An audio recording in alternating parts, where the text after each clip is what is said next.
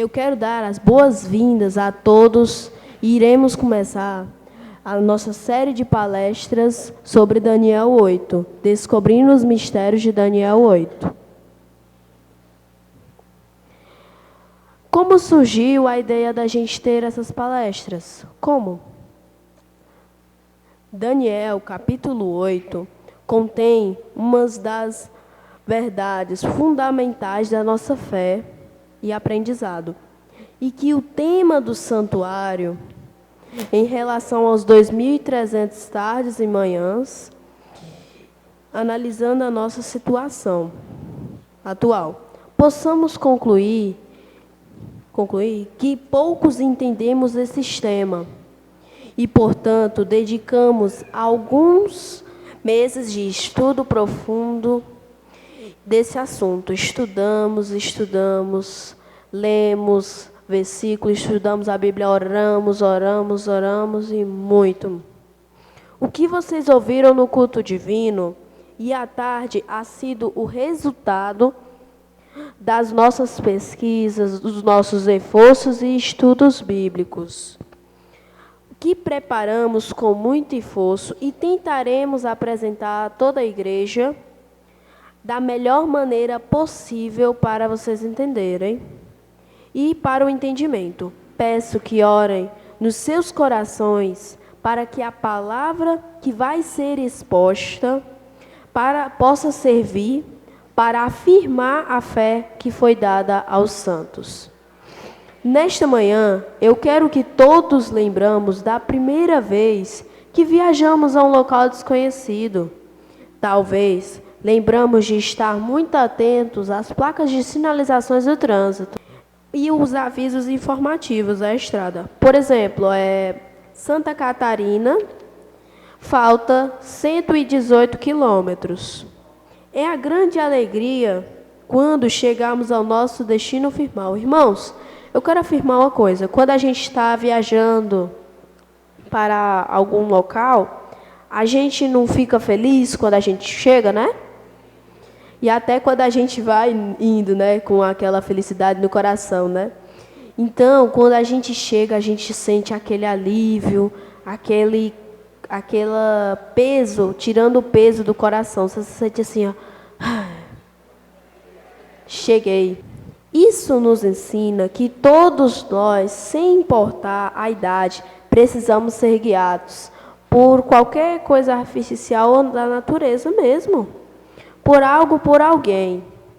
Isso vamos refletindo até quando vamos empreender numa viagem. Usamos mapas, GPS, bússolas e até instrumentos que até a gente guarda por lembrança, mas um dia a gente vai usar. GPS, aplicativos que tem muito aí, que eu vou citar dois, que é o chamado Waze, que é para usar quando você está perdido, você usa ele é como um GPS. E o Onde Eu Estou, que é um aplicativo de GPS também.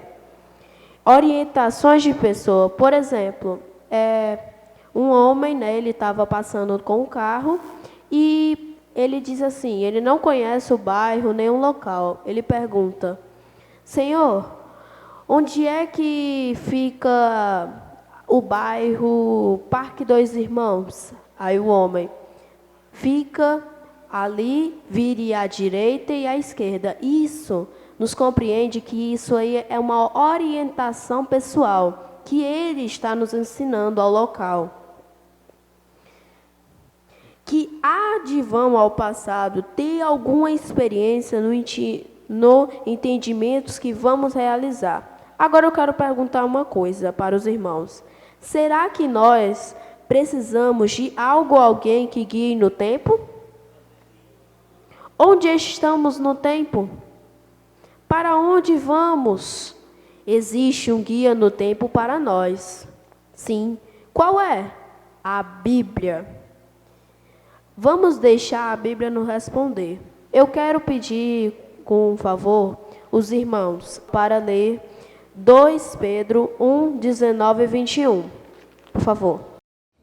Y temos muy firme a palavra dos profetas, a qual bem fazeis em estar atentos, como a uma luz que alumia em lugar escuro, até que o dia esclareça e a estrela da alva apareça em vosso coração. Sabendo primeiramente isto, que nenhuma profecia da Escritura é de particular interpretação, porque a profecia nunca foi produzida por vontade de homem algum, mas os homens santos de Deus falaram inspirados pelo Espírito Santo. Obrigado por lerem os capítulos. A palavra profética diz: achei umas coisas interessantes para os irmãos que vamos apresentar. Temos uma coisa que não sabemos que temos. Eu vou ler um trechinho aqui que está escrito. A Bíblia nos diz que temos a palavra dos profetas e dizer a profecia, mas temos elas, não sabemos. Porque se ela fizemos uma prova de profecia agora sobre Daniel e Apocalipse, talvez tiraríamos nota baixa. Bom, eu vou falar umas coisas aqui. A minoria das pessoas que leem os capítulos de Daniel e Apocalipse está baixo. Está menos de 70%. As pessoas que leem o capítulo de Daniel e Apocalipse são 20%. Então Deus nos deu a profecia a nós. E a gente não valoriza porque não estudamos a profecia. Se você não estuda Daniel e Apocalipse, não sabe o que é profecia. Passagem bíblica continua dizendo: a qual bem fazeis estais atento. Mas como vamos estar atentos se não estudarmos a profecia, irmãos? Porque Deus nos diz para ficar atentos à profecia. Porque Deus deixou a profecia para nós como uma luz que ilumina e nos guia, onde nos guia através do tempo. Então, a profecia, ela é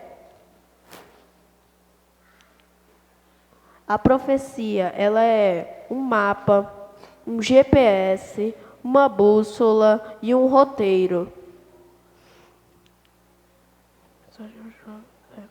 A profecia guiou no passado, guia no presente e nos continuará guiando no futuro até o fim.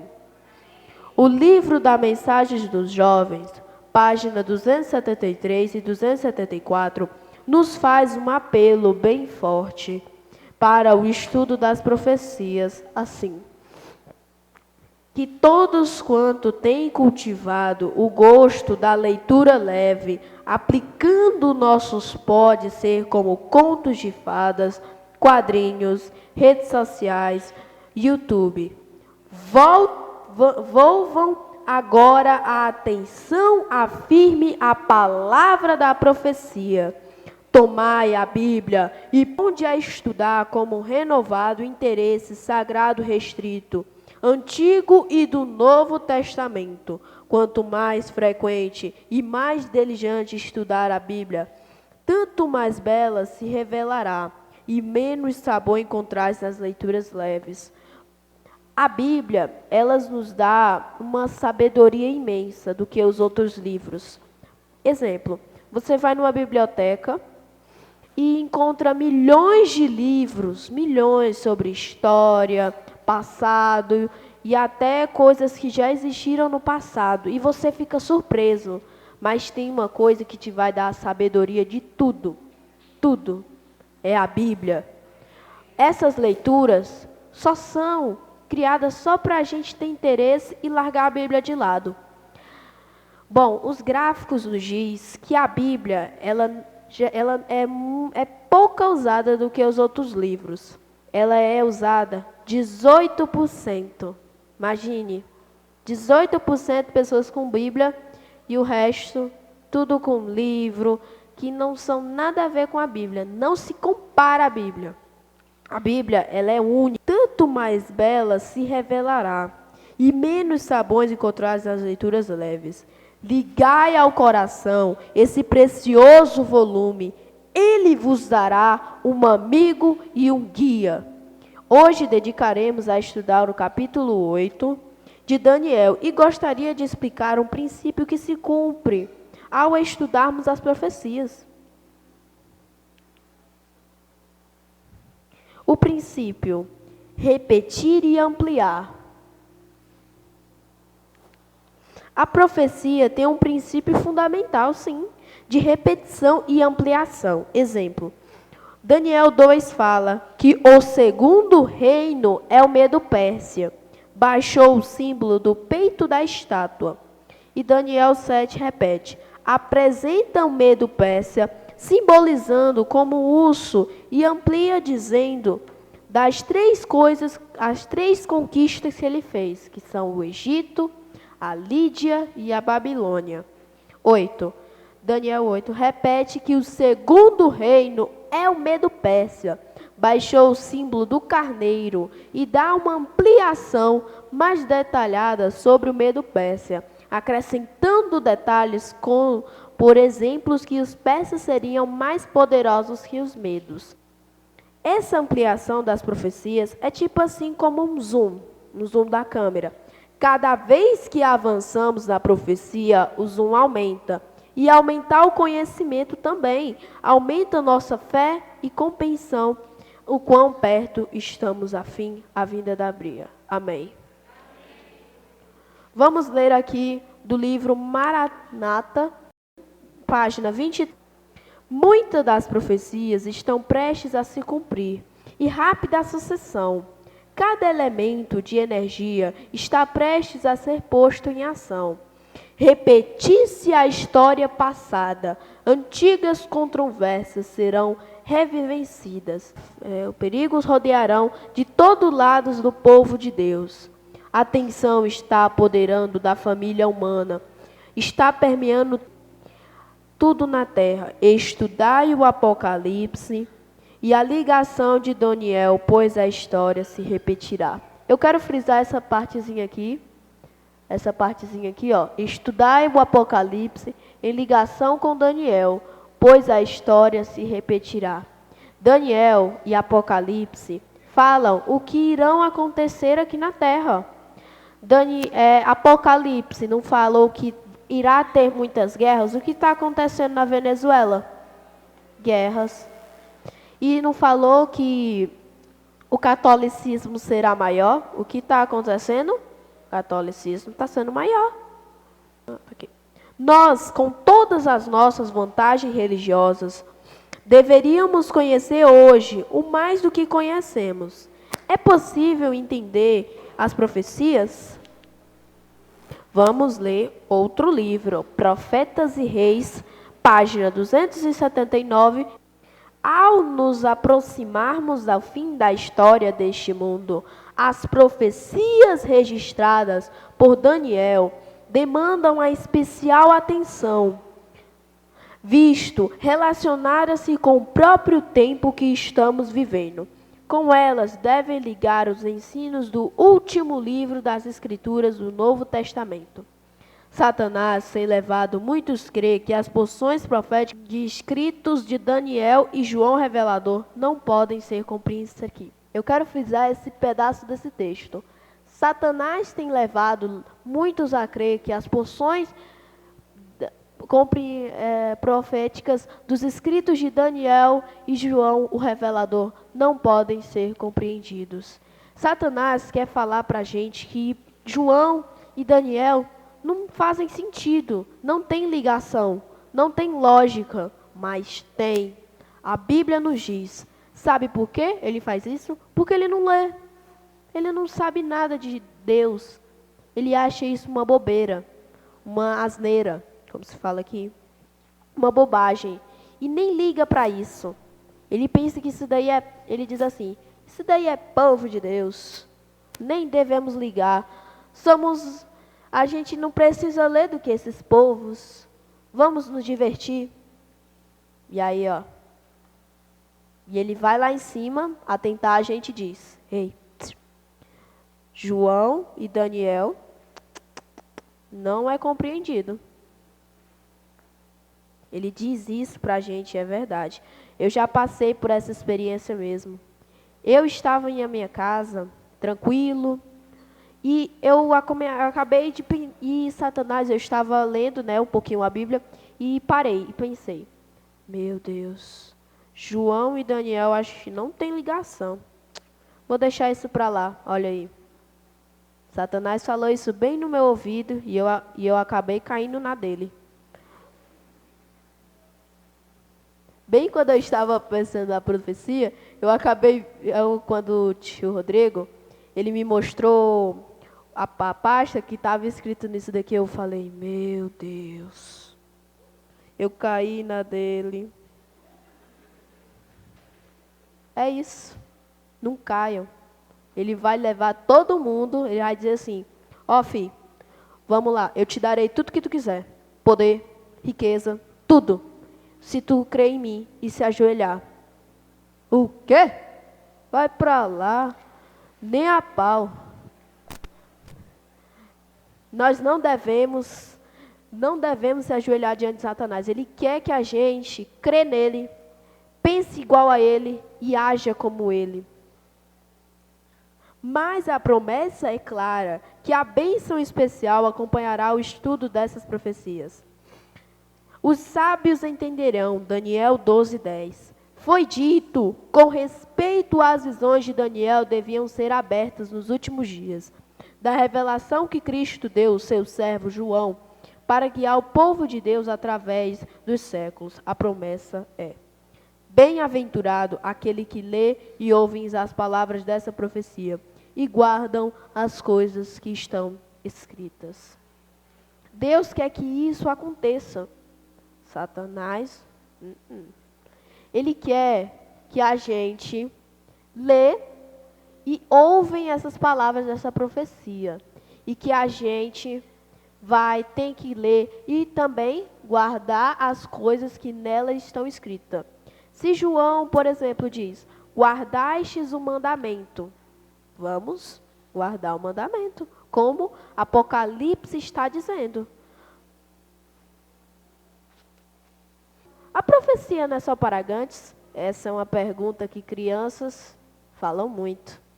Crianças falam assim: Bíblia é para adulto, não devo me intrometer nisso não. Quê? Como é que a gente está aqui? Aprendemos desde os 5 anos, aprendemos a profecia, não é não? Aprendemos desde os 5 anos, que a gente aprende sobre Jesus, lê as historinhas, tudo, né? Será que ela pode ser compreendida por crianças? Meu Deus. Lógico que sim. É uma pergunta meio chamada de tosca. Uma pergunta que eu nem me toco nisso. Que ela é sim.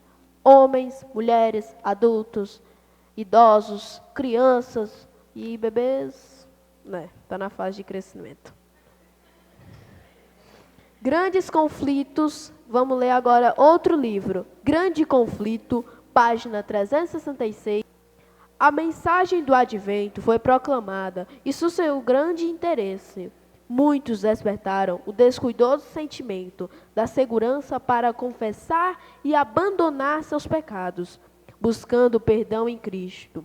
Deus se serviu em enviar a mensagem de um modo miraculoso por meio de criancinhas. Também é uma coisa que eu quero frisar também. Deus se serviu em enviar a mensagem de modo miraculoso por meio das crianças. As crianças são como um meio de Deus usar elas para que elas falem coisas estupendas e os adultos ficam assim: meu Deus, como é que esta criança está falando coisas inexplicáveis? Não tenho nem palavras, como diz aqui, não tenho nem palavras para descrever isto. Deus está usando esta criança para que ela fale Fale o advento a todos, e por meio de crianças, né? Porque criança é uma coisa que a gente tem muito, né, não? E elas fazem coisas muito boas, né? Por exemplo, ajudam, elas obedecem, estudam, e quando é no final do ano, os pais perguntam: você se comportou bem, hein? Está merecendo um prêmio. O movimento ocorreu principalmente entre as classes mais humildes. Os pregadores infantis eram na maior parte dos habitantes pobres de Cabana. Também quero frisar isso, porque, infantis eram na maior parte dos habitantes pobres na Cabana. Esse foi o motivo para que o professor Rodrigo criasse esta palestra. Por meio da gente, vamos espalhar o advento. Amém? Amém. Foi forte. Não tinham mais de 6 ou 8 anos de idade. Olha aí, rapaz. Crianças com menos de 8 e 7 anos já estão pregando, já estão lá na frente. Irmãos, amém? Olha aí, imagina. Quantos se encontravam de pé diante do povo? Evidenciava-se, entretanto, que eram movidos pela afluência em cima dos dotes naturais. Irmãos, crianças de 6 anos para frente já podem e devem. É um dever aos seus pais e devem incentivá-los. Como diz o velho ditado: aprende com o pai, criança repete. Nunca pense que não consegui, porque o poder celestial acompanha o estudo da Bíblia. O Espírito Santo guia as mentes. Por que é tão importante a profecia em relação ao tempo? Vocês já ouviram o relógio de areia? Aquele usado por muito tempo para contar o tempo, que horas, né? Irmãos, cada minuto, cada dia, cada ano, cada evento que a profecia indica é vital, é importante. E conhecer pela profecia o desenvolvimento dos acontecimentos e a gente corre atrás da sua preparação. Vamos ver um exemplo de Noé. No livro de Gênesis, Deus falou a profecia que Noé, em 120 anos, chegaria o dilúvio. E se não houvesse dado a profecia a Noé, houve ficado tranquilo. Mas logo Deus falou: o tempo determinado, 120 anos, ele fez a preparação para salvar com sua casa e procurar salvar o mundo. Deus falou assim: Noé, prepara a tua família, porque irá chegar o dilúvio. E também espalhe para o mundo. E quem acreditar em Noé será salvo. E quem rejeitar se afogará no dilúvio. Então, como a gente não estuda a profecia, não se preocupa, fica tranquilo. E não percebe que o relógio de areia já está se esgotando. Irmãos, o tempo já está se acabando. Está faltando os últimos minutos. Se eu não conseguir nem pregar, como é que vocês vão ouvir a palavra de Deus?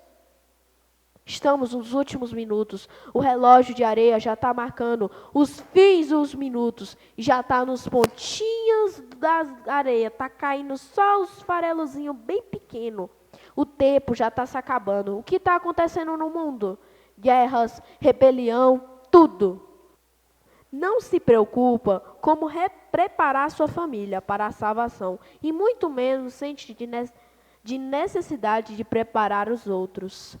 Então, a gente tem Deus enviou uma missão assim: prepara a tua família, pois irei à minha chegada. Irei na segunda vinda e trarei todos os fiéis para a minha casa que estou a preparar. Obrigada. Então, Deus deu uma missão assim: prepara a tua família.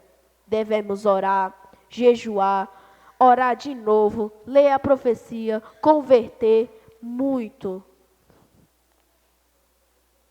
Agora vejamos um exemplo de alguém que, por não estudar as profecias, não conheceu o tempo e não se preparou e nem preparou sua família. Um rei. Herodes teve tempo de estudar as profecias, mas negligenciou o estudo quando chegou o tempo que a profecia indicava o nascimento de Jesus. Vendo a urgência, mandou chamar os sacerdotes que explicassem. Peço para algum irmão ler Mateus 2, 3, 7. E o rei Herodes, ouvindo isso, perturbou-se, e toda Jerusalém com ele. E congregados todos os príncipes dos sacerdotes e os escribas do povo, perguntou-lhes onde havia de nascer o Cristo. E eles lhe disseram: em Belém da Judeia, porque assim está escrito pelo profeta: e tu, Belém, terra de Judá, de modo nenhum és a menor entre as capitais de Judá, porque de ti sairá o guia que há de apacentar o meu povo Israel. Então Herodes, chamando secretamente os magos, inquiriu exatamente deles acerca do tempo em que a estrela lhes aparecera. Obrigado. Mas não quis se preparar, viu? Mateus está dizendo que ele não se preparou. Finalmente, todos sabemos a história. Ele se perdeu. Aqui no Ceará se chama Ele se lascou.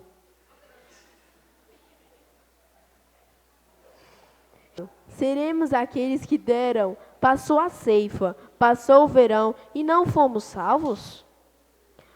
Ou seremos de aqueles que a partir de hoje estudaremos as profecias? Eu quero finalizar nosso tema com o seguinte pensamento inspirado. Eventos finais, páginas 15. Há necessidade de um mais íntimo estudo da palavra de Deus, especialmente devem a Daniel e Apocalipse merecer atenção como nunca antes na história, na nossa obra. A luz que Daniel recebeu de Deus foi dada especialmente para esses últimos dias. Deus, ele deu um dom de sabedoria a Daniel, como ele interpretou o sonho, de Nabucodonosor. Deus, ele deu uma luz para ele que foi dada para os últimos dias da Babilônia, quando os persas invadiram a Babilônia.